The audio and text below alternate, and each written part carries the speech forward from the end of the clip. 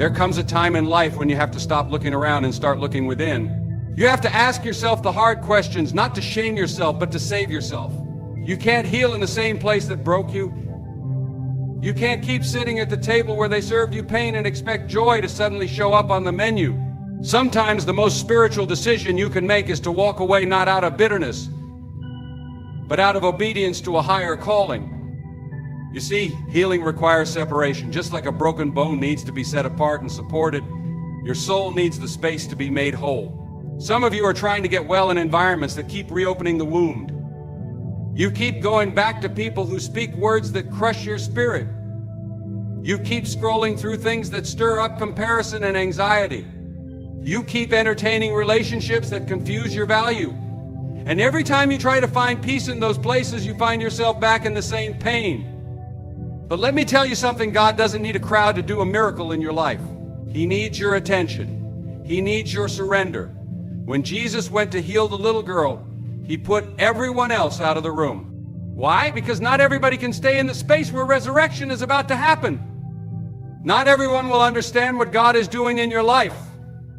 And if you keep trying to stay where people expect you to stay, you will miss what God is calling you to become. There's a reason why the butterfly has to break out of the cocoon. It's not a group project. It's not a public event. It's an isolated process. It's messy, it's quiet, it's uncomfortable, but it's necessary. And some of you are in that process right now. You feel like things are falling apart, but in truth, things are just falling into place. God is removing the things that were never supposed to go with you into the next season. He's stripping you of the crutches you depended on so you can finally stand in His strength. He's calling you to focus, not to isolate you, but to restore you. Focusing on yourself is not an act of pride, it's an act of stewardship. It's recognizing that what God has placed in you is worth protecting. You can't be everything to everybody and still be true to yourself. You can't keep giving what you don't have. You can't keep pretending to be okay just to make others comfortable. Sometimes you have to step back, not because you don't care, but because you finally do. There's a healing that comes when you stop chasing their approval. When you stop explaining your silence. When you stop waiting for someone else to apologize, you realize that peace doesn't come from what others say, or do it comes from what you decide to accept, release, and focus on. That's when you find clarity. That's when you hear God more clearly. That's when you start to see who you really are without the noise of broken places echoing in your mind. You weren't meant to stay in survival mode forever. You weren't meant to keep patching up wounds with temporary fixes. You were made for more than just enduring, you were made for overcoming. But that can't happen until you get honest with yourself about where the pain began and whether you're still standing in the same storm, expecting the sun to shine. Your healing begins the moment you stop asking for permission to leave what God already told you to walk away from. You don't need their validation, you don't need their understanding, you don't need their applause. What you need is to obey the still small voice that's been whispering it's time. Time to focus, time to rebuild. Time to step into what's next without dragging the weight of what was. Distractions are not always loud. Sometimes they come quietly, dressed as good intentions, wrapped in busyness, disguised as responsibility. But over time, they become chains around your calling. You start off with a clear vision, a deep desire, a fire burning in your heart to become what God has called you to be. And then little by little, your eyes start to drift. Your ears start to listen to the noise. Your heart starts to split between your purpose and their opinions. And before you know it, the fire is still there, but it's buried under the ashes of everything that doesn't matter. That's what the enemy wants. He doesn't always come to destroy you with force. Sometimes he comes to distract you with noise. If the devil can't kill your purpose, he'll try to drown it in a sea of comparison, obligations, toxic relationships, and endless scrolling through everybody else's life. He knows if he can't make you sin, he'll just keep you busy. And when you're too busy to hear God, you're too far to follow Him. You see, purpose doesn't thrive in chaos. It thrives in focus. The more you let your mind wander to what others are doing, the more you forget what you're here to do. You start measuring your worth by their progress. You start doubting your gift because it doesn't look like theirs. You start running someone else's race and wonder why your legs are tired.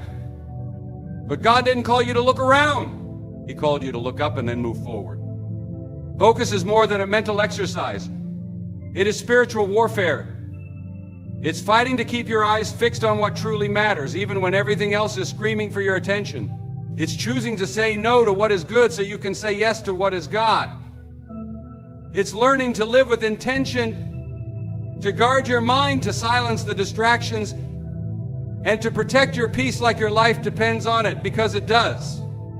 Some of you are losing sleep over things that have nothing to do with your assignment. You're carrying burdens that were never yours to carry. You're wasting energy explaining yourself to people who aren't even listening. You're answering questions that God never asked you to respond to, and the result is exhaustion, not because you're doing too much, but because you're doing too much of what doesn't matter. This is why you must focus on yourself, because if you don't, the world will give you 100 other things to focus on. It'll tell you who to be, what to chase, how to live, who to impress, and when to speak. And if you don't learn to protect your attention, you will end up building a life that looks successful on the outside but is empty on the inside.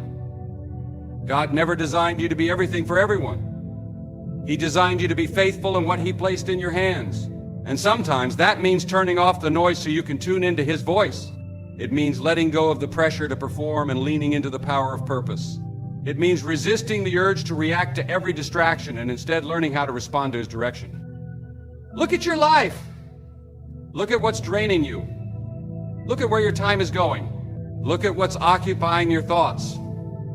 Are these things pushing you closer to who you're supposed to be or pulling you further away?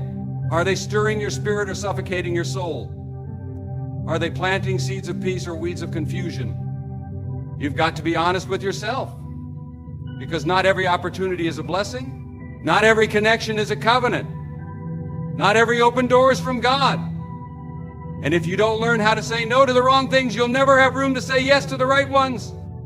Focus isn't about cutting everyone off, it's about cutting through the noise so you can hear clearly what's been there all along. You were never meant to chase the wind, you were meant to walk in wisdom. And that kind of walk requires focus. That kind of life demands intention. You can't afford to be distracted, not now. Not when so much is at stake. Not when the calling is this strong and the time is this short. You've been circling the same mountain long enough, it's time to climb it. And to climb, you must focus. What you water will grow. That's not just a principle of gardening, it's a law of life. Whatever you give your attention to, whatever you pour your time, your thoughts, your energy into, that's the thing that begins to take root and flourish in your life. And that can be either a blessing or a burden depending on what you've been watering. You see, too many people spend their lives nurturing things that are killing them. They water their insecurities by feeding them with doubt. They water their fears by rehearsing worst-case scenarios in their mind over and over again. They water bitterness by holding on to offenses and replaying them like a movie with no ending. And then they look around, wondering why their peace is withering and their joy is dry. It's because you can't expect the fruit of peace when you're watering the soil of pain. You were created to grow. God designed you to bear fruit, but fruit doesn't come without care. It doesn't come without cultivation. And it surely doesn't come when your attention is scattered in every direction except the one that matters. You've got to understand your focus is your water. Every time you give something your attention, you're watering it.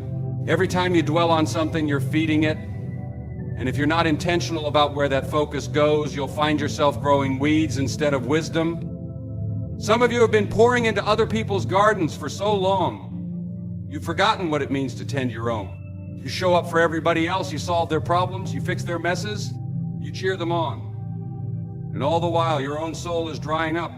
Your own dreams are being pushed to the side. Your own healing is delayed because you're so busy pouring out that you've left nothing to pour in.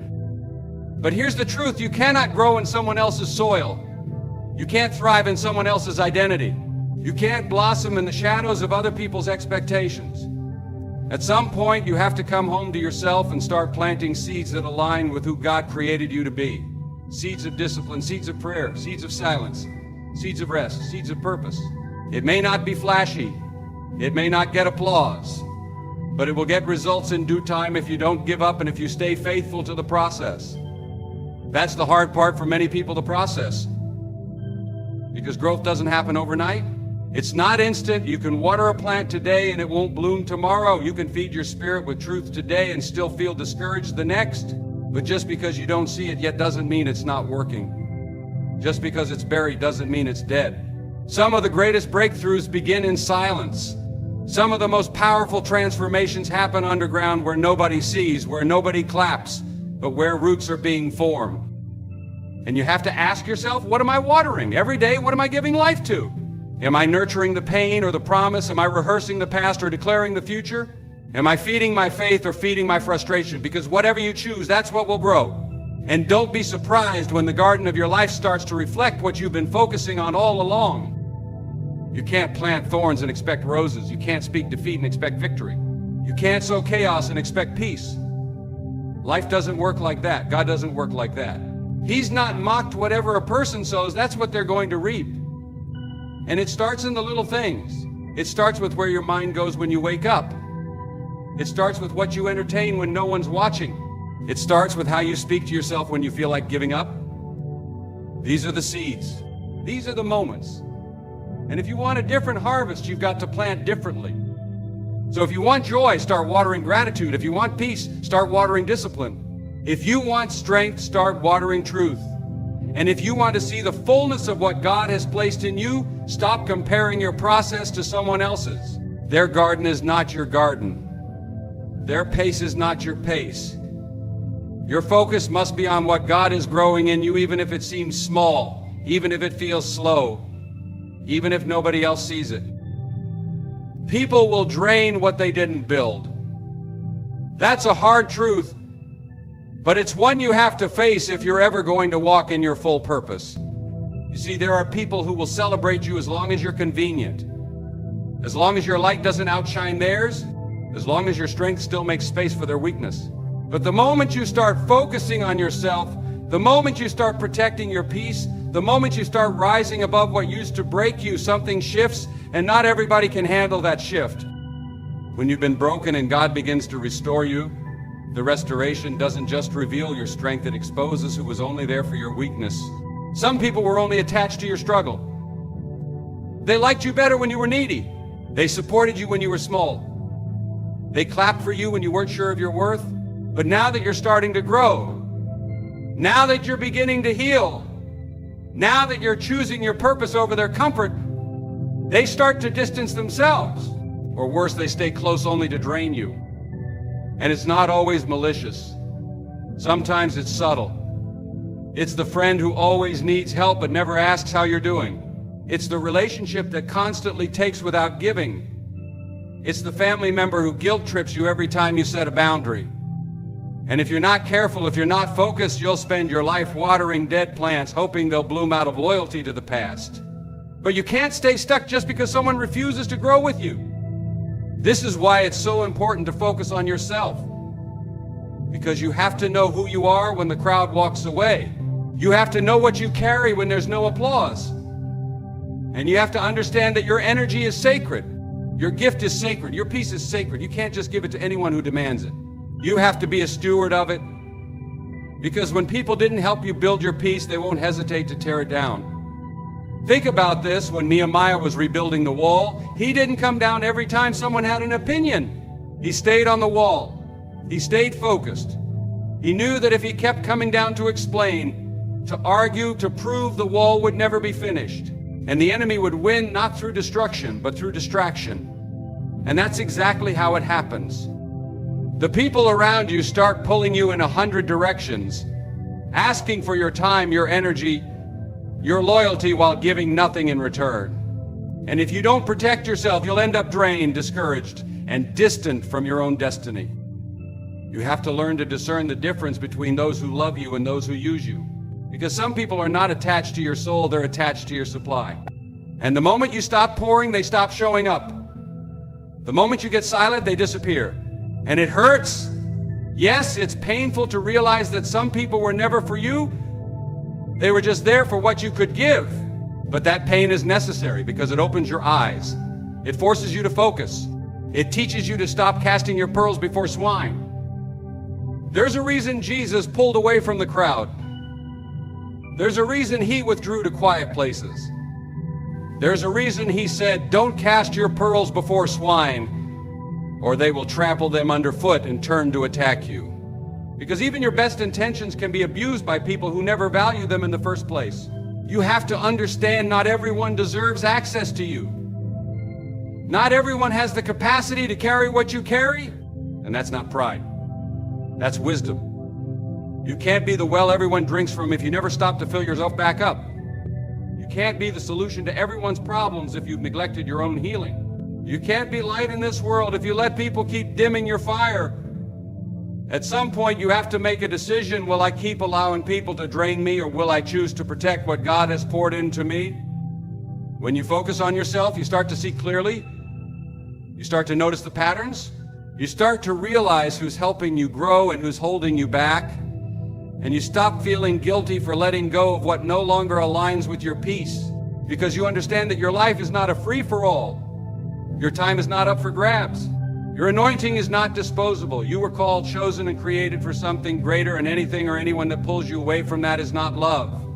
It's a distraction. You are the gatekeeper of your mind and your spirit. Nobody else can do that for you. And if you don't guard what goes in, don't be surprised when your peace starts leaking out. The mind is powerful. It is a battlefield, a sanctuary, a seed bed, and whatever you allow into it will eventually take root in your life. If you let lies in, you'll begin to live like they're true. If you let fear in, you'll start walking like you're powerless.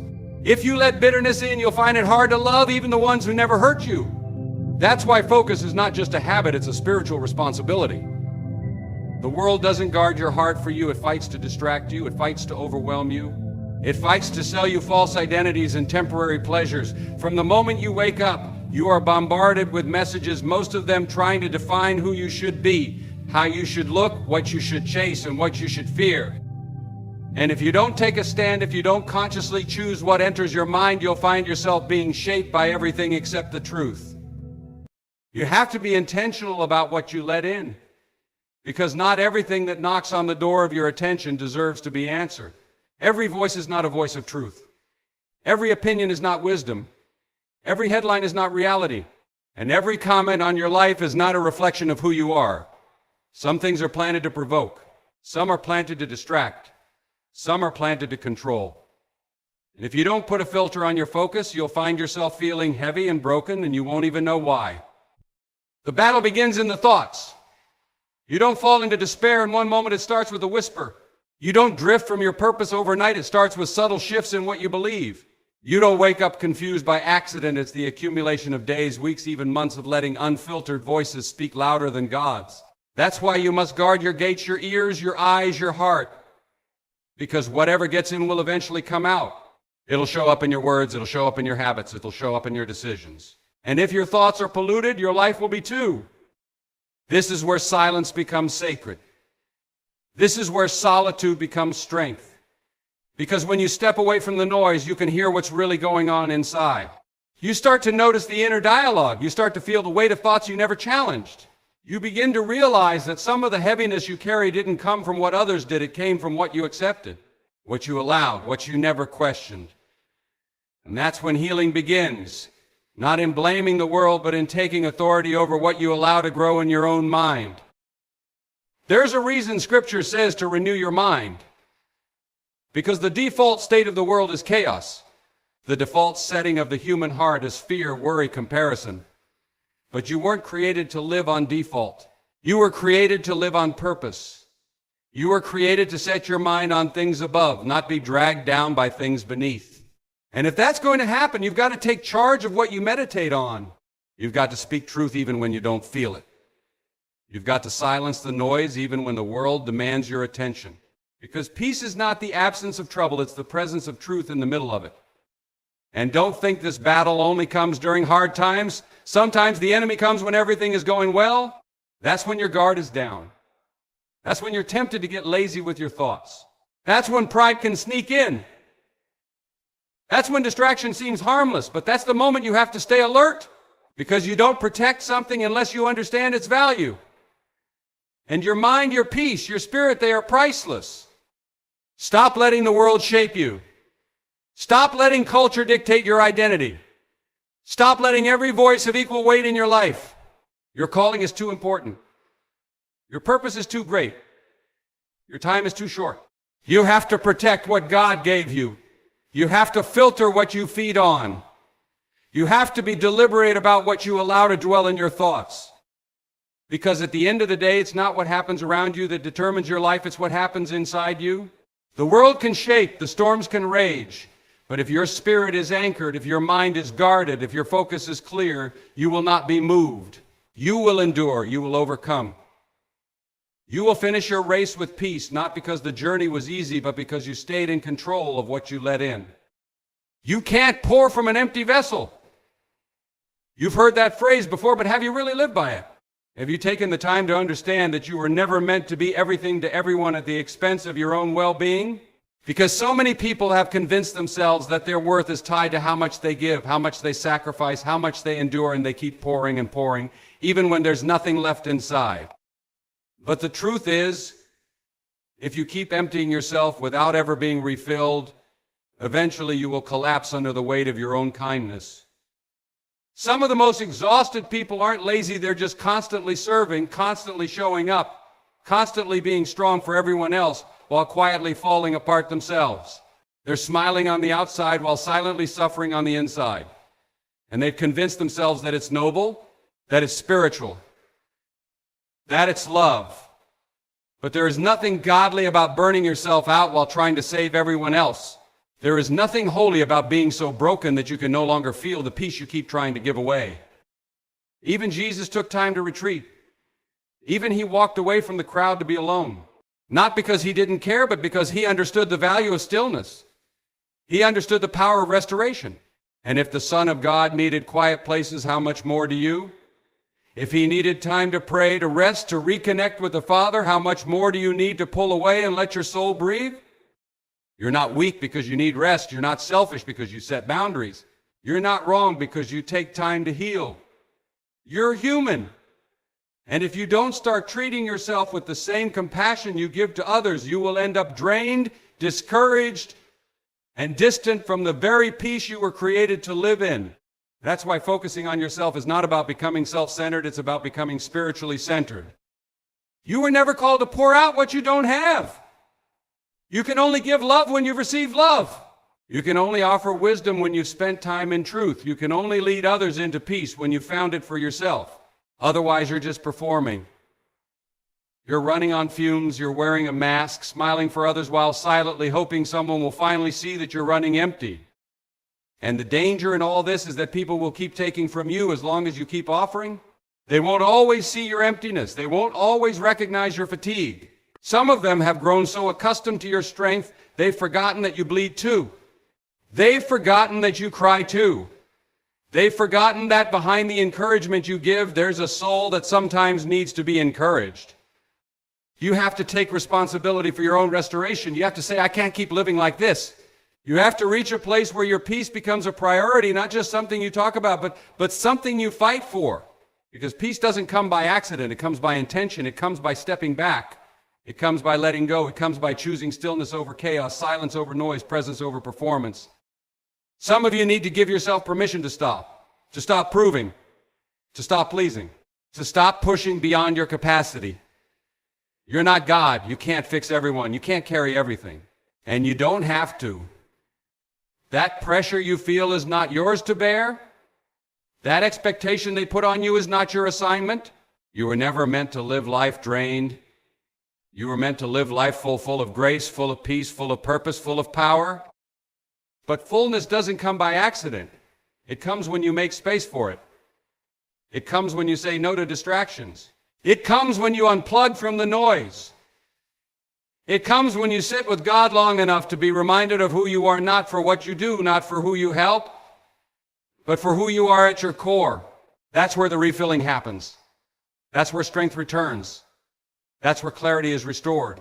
That's where peace comes back into focus. You're not here to run on empty. You're not here to give out what you've never received.